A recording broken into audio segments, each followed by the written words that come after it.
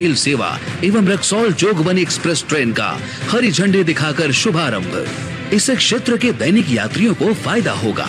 इसके साथ ही प्रधानमंत्री जी कर रहे हैं पेट्रोलियम सेक्टर के Indian Oil pipeline terminal Motihari एवं Indian Oil Motihari LPG plant का राष्ट्र को समर्पण। इससे बिहार के गोपालगंज, सीवान, सीतामढ़ी, शिवहर, पूर्वी चंपारण और पश्चिमी चंपारण एवं उत्तर प्रदेश के कुशीनगर और देवरिया जिलों के 28 लाख उपभोक्ताओं तक एलपीजी की सुगम आपूर्ति सुनिश्चित होगी। साथ ही प्रति वर्ष लॉजिस्टिक की लागत में 51 करोड़ रुपए से अधिक की बचत होगी एवं कार्बन उत्सर्जन में आएगी कमी। वहीं मुजफ्फरपुर मोतिहारी एलपीजी पाइपलाइन के उद्घाटन से मोतिहारी और नेपाल तक एलपीजी की आपूर्ति होगी सुनिश्चित। पूर्वी चंपारण, पश्चिमी चंपारण, गोपालगंज, सीवान और देवरिया में शहरी गैस वितरण परियोजना के शिलान्यास से इन जिलों के निवासियों तक स्वच्छ और हरित ईंधन की आपूर्ति होगी सुनिश्चित। एवं एचबीएल की सुगौली और लौरिया में अनाज आधारित इथेनॉल परियोजनाओं के शिलान्यास से इथेनॉल उत्पादन को गति मिलेगी। साथ ही स्थानीय किसानों की आर्थिक प्रगति का मार्ग भी होगा प्रशस्त।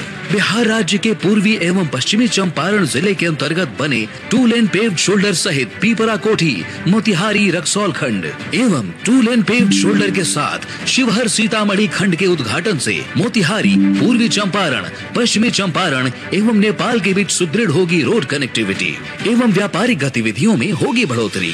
पटना बेतिया कॉरिडोर के अंतर्गत 4 लेन बरकरपुर हाट मानिकपुर खंड के और पटना में गंगा नदी पर दीघा सोनपुर रेल सह सड़क पुल के समानांतर पश्चिम में 6 लेन एक्स्ट्रा डोज्ड केबल ब्रिज की आधारशिला रखी जा रही है। बिहार में रोड कनेक्टिविटी को सुदृढ़ करने वाली इन परियोजनाओं से लोगों को आवागमन में सहूलियत होगी, सामाजिक आर्थिक गतिविधियों को बढ़ावा मिलेगा। बिहार में विकास की यह रफ्तार बदलाती है कि डबल इंजन सरकार में बदलाव कितनी तेजी से होता है। बिहार विकसित होगा तो देश भी विकसित होगा। ये वादा नहीं है, ये संकल्प है, ये मिशन है।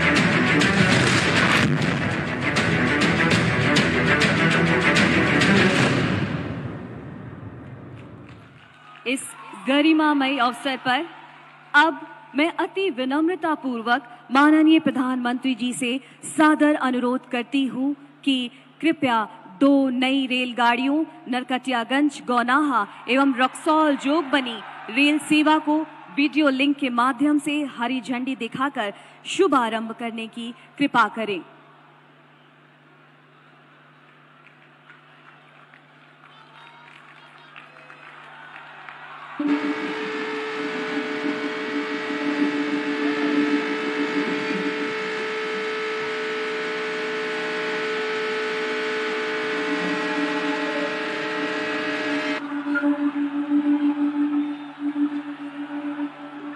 आपका कोटि कोटि धन्यवाद महोदय। उपस्थित अतिथियों, अद्भुत एवं विराट व्यक्तित्व के आशीर्वाद का हम सभी को लाभ लेना है, जिनकी संकल्प शक्ति को दैवीय आशीर्वाद एवं 140 करोड़ भारतीयों का आत्मसात प्राप्त है। मैं अति विनम्रता पूर्वक माननीय प्रधानमंत्री जी से सादर अनुरोध करती हूं कि कृपया अपनी अमृतमयी वाणी से अभिसिंचित करके हम सभी को अपना आशीर्वाद प्रदान करने की कृपा करें। कृपया दोनों हाथों को उठाकर पुरजोर तालियों के उद्घोष के साथ अभिनंदन करें परम आदरणीय प्रधानमंत्री जी का। महर्षि वाल्मीकि के कर्मभूमि, माता सीता के शरण भूमि और लवकुश के ई भूमि पर हम सबके प्रणाम करतानी। राज्यपाल श्री राजेंद्र अर्लेकर जी, मंत्रिमंडल में मेरे सहयोगी नित्यानंद राय जी, उप मुख्यमंत्री विजय कुमार सिन्हा जी, सम्राट चौधरी जी, राज्य सरकार में मंत्री वरिष्ठ नेता विजय कुमार चौधरी जी, संतोष कुमार सुमन जी, सांसद संजय जायसवाल जी, राधा मोहन जी, सुनील कुमार जी, रमा देवी जी, सतीश चंद्र दुबे जी, अन्य सभी वरिष्ठ महानुभाव और बिहार के मेरे प्यारे भाइयों और बहनों, ये वो भूमि है जिसने भारत की आजादी की लड़ाई में नए प्राण फूके, नई चेतना का संचार किया। इसी धरती ने मोहनदास जी को महात्मा गांधी बना दिया। विकसित बिहार से विकसित भारत, इस संकल्प लेने के लिए बेतिया से बेहतर, चंपारण से बेहतर और कोई स्थान हो सकता है क्या बोला? और आज यहां इतनी बड़ी संख्या में आप सभी, हम एनडीए के सभी साथियों को आशीर्वाद देने के लिए आए। आज बिहार के अलग अलग विधानसभा क्षेत्रों, लोकसभा क्षेत्रों से भी हजारों लोग विकसित भारत संकल्प इस कार्यक्रम में अपने अपने स्थान पर जुड़े हैं। मैं बिहार के सभी लोगों का अभिनंदन करता हूं। मैं आप सबसे क्षमा भी मांगता हूं क्योंकि मुझे आने में जरा ज्यादा विलंब हो गया। मैं बंगाल में था और इन दिनों बंगाल का उत्साह भी कुछ और ही है। वहां 12 किलोमीटर का रोड शो था, तो बड़ी मुश्किल से मैं समय कम करने की कोशिश तो कर रहा था, लेकिन इसके कारण लेट पहुंचा। आपको जो कठिनाई हुई, इसके लिए मैं आप सबकी क्षमा मांगता हूं। साथियों, बिहार वो धरती है जिसने सदियों तक देश का नेतृत्व किया है। बिहार वो धरती है जिसने एक से बढ़कर एक प्रतिभावान व्यक्तित्व मां भारती को दिए हैं। और ये सच्चाई है, जब जब बिहार समृद्ध रहा है तब भारत समृद्ध रहा है। इसलिए विकसित भारत के लिए बिहार का विकसित होना उतना ही जरूरी है। मुझे खुशी है कि बिहार में विकास का डबल इंजन लगने के बाद विकसित बिहार से जुड़े कार्यों में और तेजी आ गई है। आज भी करीब 13,000 करोड़ रुपए की योजनाओं का उपहार बिहार को मिला है। इसमें rail, road, ethanol plant, city gas supply, LPG gas, ऐसी अनेक अहम परियोजनाएं शामिल है। विकसित बिहार के लिए हम यही तेजी पकड़नी है, इसी तेजी को बनाए रखना है। आप सभी को इन परियोजनाओं के लिए बहुत बहुत बधाई। साथियों, आजादी के बाद के दशकों में बिहार की एक बहुत बड़ी चुनौती रही है यहां से युवाओं का पलायन। जब बिहार में जंगल राज आया तो ये पलायन और ज्यादा बढ़ गया। जंगल राज लाने वाले लोगों ने सिर्फ और सिर्फ अपने परिवार की चिंता की, बिहार के लाखों बच्चों का भविष्य दांव पर लगा दिया। बिहार के मेरे नौजवान साथी दूसरे राज्यों के दूसरे शहरों में रोजी रोटी के लिए जाते रहे और यहां एक ही परिवार फलता फूलता रहा। किस तरह एक एक नौकरी के बदले जमीनों पर कब्जा किया गया। क्या कोई भी व्यक्ति सामान्य मानवी को इस प्रकार से लूटने वालों को माफ कर सकता है क्या? माफ कर सकता है क्या? क्या ऐसे लोगों को माफ कर सकते हैं क्या? बिहार में जंगल राज लाने वाला परिवार बिहार के युवाओं का सबसे बड़ा गुनहगार है। जंगल राज के जिम्मेदार परिवार ने बिहार के लाखों नौजवानों से उनका भाग्य छीन लिया। ये एनडीए सरकार है जो इस जंगल राज से बिहार को बचाकर इतना आगे लाई है।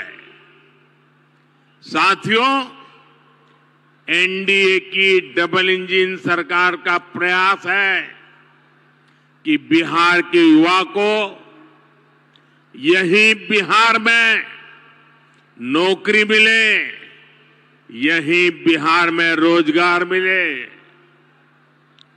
आज जिन हजारों करोड़ रुपयों की परियोजनाओं का लोकार्पण और शिलान्यास हुआ है, उसके मूल में भी यही भावना है। आखिर इन परियोजनाओं के सबसे बड़े लाभार्थी कौन है? इसका सबसे अधिक लाभ उन नौजवानों को होगा जो अभी रोजगार करना चाहते हैं, जो स्कूल कॉलेज में पढ़ रहे हैं। आज गंगा जी पर 6 लेन के 6 लेन के केबल आधारित ब्रिज का शिलान्यास हुआ है। बिहार में 22,000 करोड़ रुपए से 1 दर्जन से अधिक पुल पर काम चल रहा है, जिनमें से 5 पुल तो गंगा जी पर बन रहे हैं। ये पुल, ये चौड़े रास्ते ही वही तो विकास का मार्ग बनाते हैं, उद्योगों को लाते हैं। ये जो बिजली से चलने वाली ट्रेनें चल रही है, वंदे भारत जैसी आधुनिक ट्रेनें चलने लगी है, ये गति किसके लिए है? ये उन नौजवानों के लिए है जिनके माता पिता ने ऐसी सुविधाओं के सपने देखे थे। ये जो इंफ्रास्ट्रक्चर बन रहा है, ये रोजगार का बहुत बड़ा माध्यम होता है।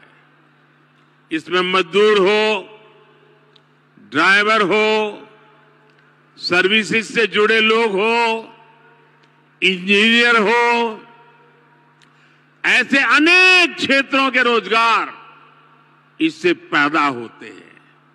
यानी ये जो हजारों करोड़ रुपए सरकार लगा रही है, ये पैसा बिहार के सामान्य परिवारों के पास ही पहुंचेगा।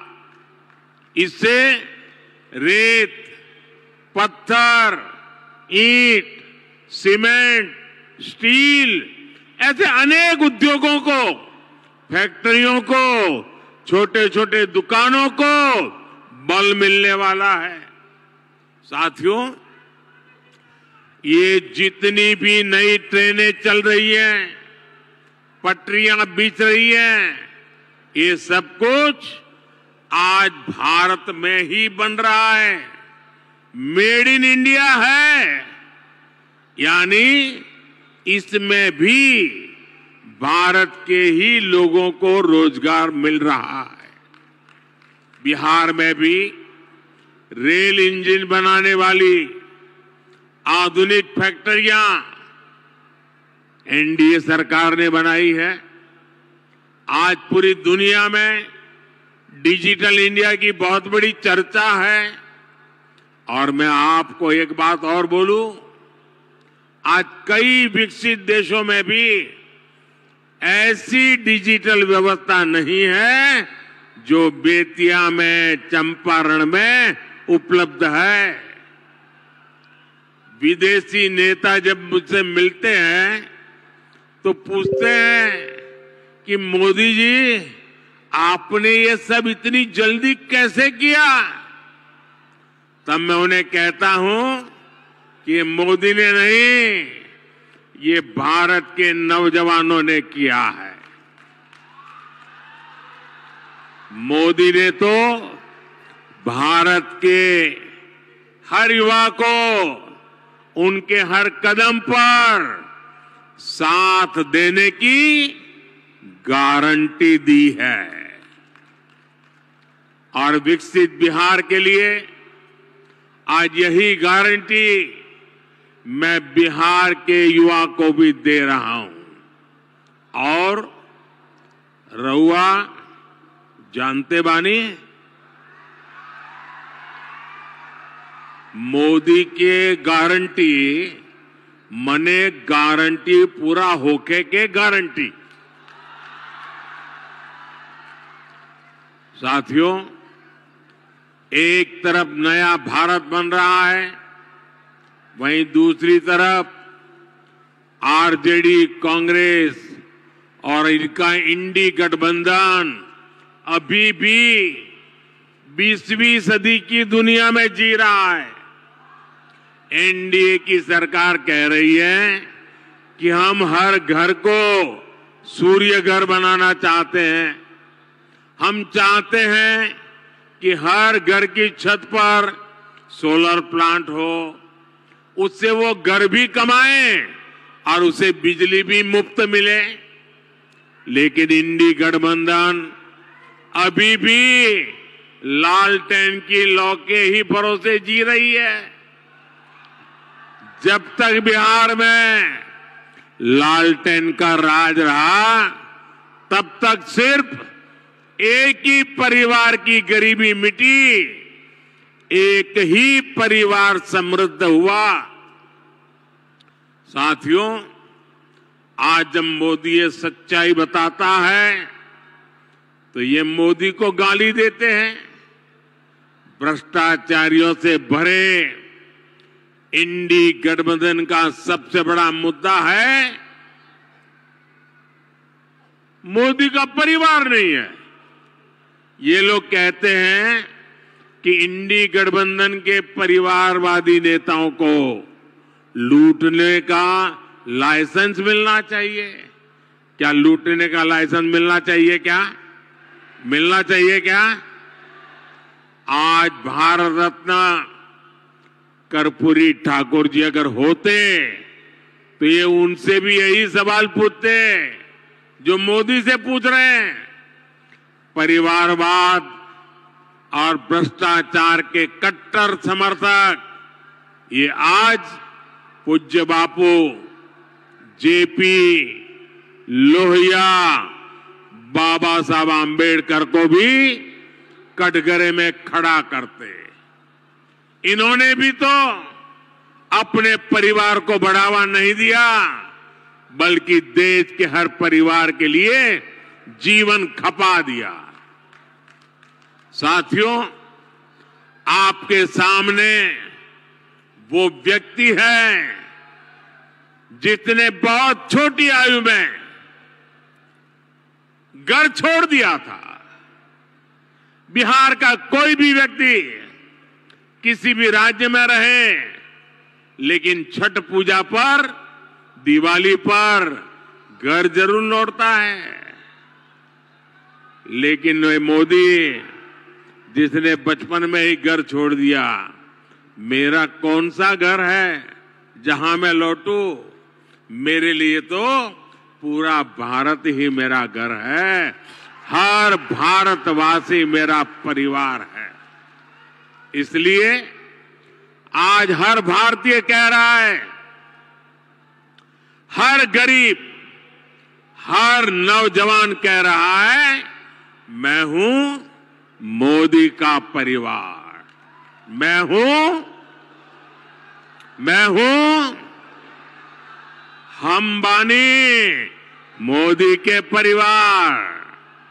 साथियों, मैं गरीब की हर चिंता खत्म करना चाहता हूं, इसलिए मोदी अपने गरीब से गरीब परिवार को मुफ्त राशन दे रहा है, मुफ्त इलाज की सुविधा दे रहा है। मैं चाहता हूं कि महिलाओं की जिंदगी से कठिनाइयां कम हो, इसलिए मोदी महिलाओं के नाम पक्के घर दे रहा है, टॉयलेट दे रहा है, बिजली पहुंचा रहा है, गैस का कनेक्शन लग रहा है, नल से जल की सुविधा हो रही है। ऐसी चीजों पर काम कर रहे हैं। मैं चाहता हूं कि मेरे देश के नौजवानों का भविष्य बेहतर हो, इसलिए मोदी रिकॉर्ड संख्या में मेडिकल कॉलेज बना रहा है, एम्स बना रहा है, आईआईटी बना रहा है, आईआईएम बना रहा है। ऐसे आधुनिक शिक्षण संस्थान मेरे नौजवानों के भविष्य के लिए बना रहा है। मैं चाहता हूं मेरे देश के किसानों की आय बढ़े, वो और सशक्त हो, इसलिए मोदी अपने अन्नदाता परिवार को ऊर्जादाता और उर्वरक दाता बना रहा है। आज बिहार समेत देश भर में इथेनॉल के प्लांट लगाए जा रहे हैं। कोशिश यही है कि गन्ना किसानों, धान किसानों की उपज से देश में गाड़ियां भी चले और किसानों की कमाई भी बढ़े। कुछ दिन पहले ही एनडीए सरकार ने गन्ने की खरीद का दाम 340 रुपये प्रति क्विंटल कर दिया है। कुछ दिन पहले ही एनडीए सरकार ने दुनिया की सबसे बड़ी अनाज भंडारण योजना शुरू की है। इसके तहत देश में, बिहार में हजारों गोदाम बनाए जाएंगे। बिहार के मेरे छोटे छोटे किसान परिवारों का जीवन आसान हो, इसके लिए पीएम किसान सम्मान निधि के तहत भी उन्हें हजारों करोड़ रुपए की मदद दी गई है। यहां बेतिया के ही किसानों को करीब करीब 800 करोड़ रुपए पीएम किसान सम्मान निधि के मिले हैं। और इन परिवारवादियों ने आपके साथ क्या किया, इसका एक उदाहरण मैं आपको देता हूं। यहां बरौनी का खाद कारखाना कब से बंद पड़ा था? इन परिवारवादियों को कभी इसकी चिंता नहीं हुई। मोदी ने किसानों को, मजदूरों को इसे फिर से शुरू करवाने की गारंटी दी थी। आज ये खाद कारखाना अपनी सेवा दे रहा है और नौजवानों को रोजगार भी दे रहा है। और इसलिए ही लोग कहते हैं मोदी की गारंटी यानी गारंटी पूरा होने की गारंटी। साथियों, चुनाव में ये जो इंडी गठबंधन वाले हैं ना, उनको पता है अब वो कहीं के रहने वाले नहीं हैं और अपनी हार तय देख इंडी गठबंधन के निशाने पर खुद भगवान राम भी आ गए हैं। यहां बेतिया में मां सीता की अनुभूति है, लव कुश की अनुभूति है। इंडी गठबंधन के लोग जिस तरह प्रभु श्री राम और राम मंदिर के विरुद्ध बातें बोल रहे हैं, ये पूरे बिहार के लोग देख रहे हैं। और बिहार के लोग ये भी देख रहे हैं कि भगवान श्री राम का अपमान करने वालों का साथ कौन दे रहा है। यही परिवारवादी हैं जिन्होंने दशकों तक राम लला को टेंट में रखा। यही परिवारवादी है जिन्होंने राम मंदिर न बने इसके लिए जी तोड़ कोशिश की। आज भारत अपनी विरासत, अपनी संस्कृति का सम्मान कर रहा है, तो इन लोगों को इसकी भी परेशानी हो रही है। साथियों, ये क्षेत्र प्रकृति प्रेमी थारू जनजाति का क्षेत्र है। थारू समाज में प्रकृति के साथ प्रगति की जो जीवन शैली हम देखते हैं, वो हम सबके लिए सबक है। आज अगर भारत प्रकृति की रक्षा करते हुए विकास कर रहा है, तो इसके पीछे थारू जैसी जनजाति की भी प्रेरणा है। इसीलिए तो मैं कहता हूं कि विकसित भारत के निर्माण के लिए सबका प्रयास चाहिए, सबकी प्रेरणा चाहिए, सबकी सीख चाहिए। लेकिन इसके लिए एनडीए सरकार का 400 पार होना उतना ही आज जरूरी है कि नहीं है? कितना देश को तीसरी सबसे बड़ी अर्थव्यवस्था बनाने के लिए एनडीए गरीबी से लोगों को बाहर निकालने के लिए एनडीए